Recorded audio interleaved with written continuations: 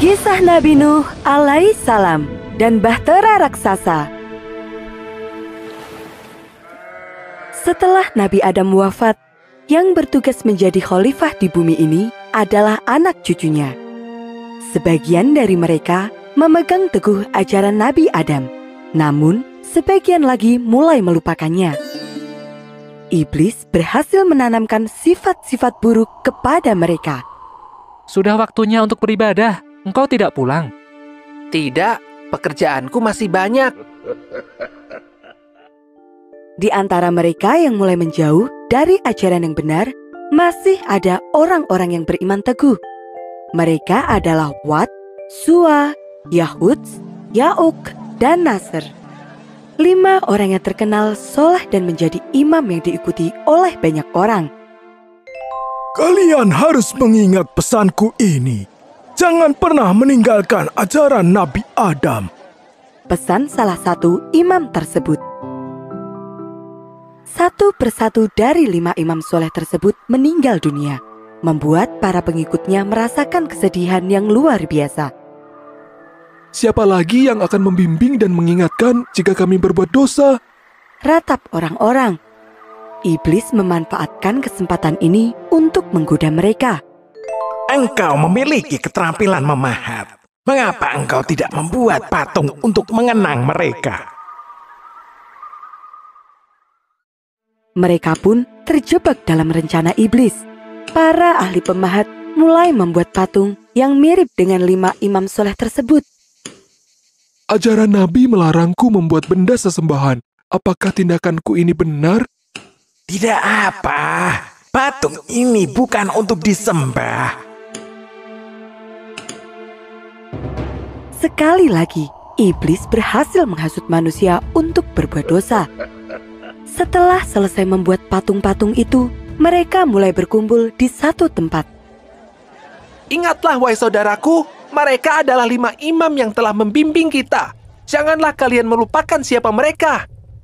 Kita membuatnya bukan untuk disembah. Jadi, ini tidak termasuk perbuatan dosa. Begitulah, sedikit demi sedikit, manusia mulai membenarkan tindakan mereka. Waktu terus berlalu, patung 5 imam soleh ini mulai tersebar ke berbagai daerah. Dari ayah diturunkan ke anak-anak mereka, dan kemudian diturunkan kepada cucu mereka. Semakin lama, cerita tentang 5 orang soleh ini mulai berubah, hingga akhirnya mereka mulai menganggap 5 patung tersebut sebagai Tuhan. Di tengah-tengah kaum yang menyembah berhala tersebut, Allah mengutus seorang nabi dan rasul. Beliau adalah Nabi Nuh alaihissalam. Nabi Nuh adalah orang yang cerdas dan kuat imannya. Dalam setiap tindakan, Nabi Nuh selalu bersyukur ketika ia bangun atau hendak tidur, ketika makan dan minum, atau mengenakan pakaian dan segala kegiatan lainnya. Tugas Nabi Nuh adalah mengajak kembali umatnya untuk beriman kepada Allah. Nabi Nuh berkata bahwa tidak ada Tuhan selain Allah. Sungguh hanya Allah lah yang menciptakan dan memberikan rizki kepada manusia. Dan selama ini, iblislah yang telah menghasut nenek moyang mereka, membuat mereka menyembah patung berhala yang hanyalah sebuah benda mati. Sebagian orang tersadar dan mengakui bahwa yang dikatakan Nabi Nuh benar. Engkau benar, patung-patung ini hanyalah benda buatan manusia. Namun, sebagian besar lainnya justru menentang. Bagaimana bisa aku percaya kepadamu jika istri dan anak-anakmu sendiri tidak mempercayaimu? Pada saat itu, Nabi Nuh sudah menikah dan memiliki 4 anak laki-laki. Sayangnya, istri dan anak-anak Nabi Nuh ini tidak mau meninggalkan ajaran sesat itu. Mereka menolak beriman kepada Allah dan terus menyembah patung berhala. Jangan hiraukan apa yang dikatakan ayahmu. Nenek moyang kita adalah kaum yang saleh. Merekalah Tuhan yang harus kita sembah. Meskipun ditentang banyak orang, Nabi Nuh tetap berdakwah dan terus berusaha untuk mengajak kaumnya kembali beriman kepada Allah. Ketika dakwahnya tidak didengarkan, Nabi Nuh memberikan peringatan kepada mereka. Wahai kaumku, sembahlah Allah. Tidak ada Tuhan bagimu selain Dia. Sesungguhnya, aku takut kamu akan ditimpa azab yang besar. Sayangnya, peringatan ini tidak membuat mereka takut dan malah membuat mereka semakin menentang. Sayangnya, peringatan ini tidak membuat mereka takut dan malah membuat mereka semakin menentang.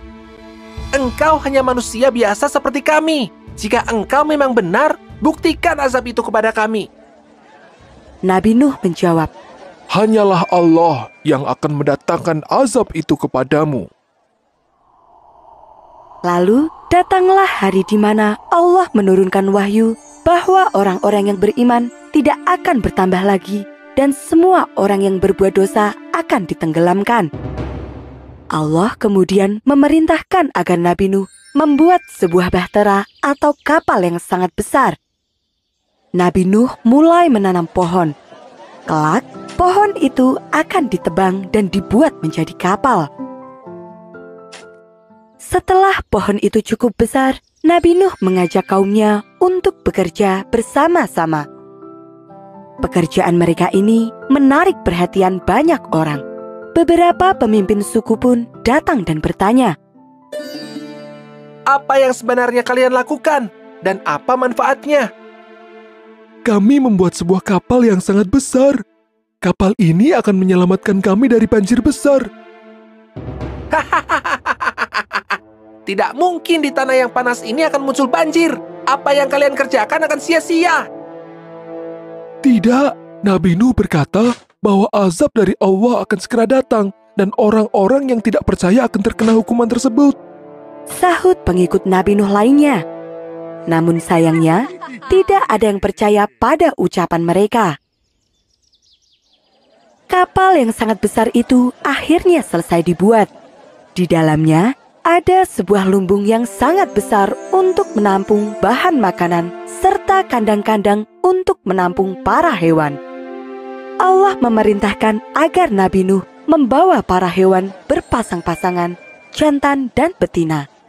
Beberapa hari kemudian, Nabi Nuh dan para pengikutnya terlihat sibuk mempersiapkan semuanya. Akhirnya, hari yang dijanjikan tiba. Nabi Nuh memberikan peringatan untuk terakhir kalinya. Orang yang tidak mau beriman kepada Allah akan tenggelam dalam banjir besar. Hingga saat-saat terakhir pun tidak ada yang mempercayainya, termasuk istri dan anak-anak Nabi Nuh. Maka, Nabi Nuh mengajak para pengikutnya untuk naik ke atas kapal dan menutup pintu kapal rapat-rapat. Orang-orang yang sejak tadi berkerumun di sekitar kapal mulai bubar untuk pulang ke rumah masing-masing. Tidak akan terjadi apapun. Marilah kita pulang ke rumah masing-masing. Namun, dugaan mereka salah. Dengan cepat, langit yang tadinya cerah berubah menjadi gelap. Hujan lebat pun turun disertai dengan petir yang menggelegar. Hujan badai turun selama beberapa hari berturut-turut. Air mulai menggenang semakin meninggi. Orang-orang panik dan berusaha mencari tempat berlindung. Mereka berlari ke bukit-bukit dan gunung-gunung. Namun, kemanapun mereka pergi, air terus menggenang. Mereka mulai menyesal karena tidak mempercayai ucapan Nabi Nuh. Hujan badai dan angin topan terus berlanjut dalam waktu yang sangat lama. Banjir besar sungguh terjadi. Dalam peristiwa itu, hanya kapal Nabi Nuh saja yang berhasil selamat. Kapal Nabi Nuh terus terombang-ambing di tengah ombak besar, hingga Allah menurunkan perintah kepada langit untuk menghentikan hujan dan memberikan perintah kepada bumi untuk menelan semua air. Kapal Nabi Nuh terdampar di pegunungan yang sangat tinggi. Setelah keadaan aman, Nabi Nuh turun dari kapal dan mengucapkan syukur kepada Allah Subhanahu wa Ta'ala atas segala perlindungannya. Sebagai bentuk rasa syukur, Nabi Nuh dan para pengikutnya melakukan puasa. Peristiwa itu terjadi pada hari ke-10 Muharram atau dikenal dengan nama Hari Asyura. Nabi Nuh berdakwah di bumi ini selama 950 tahun. Perjuangannya sungguh panjang dan berat. Hingga akhir sebelum peristiwa banjir besar itu terjadi, pengikut Nabi Nuh hanya berjumlah 80 orang. Nabi Nuh melepaskan semua burung-burung dan binatang-binatang lainnya. Para hewan itu pun menyebar ke seluruh penjuru. Begitu pula dengan kaum Nabi Nuh. Halo teman-teman, ini dia aplikasi buku cerita yang seru.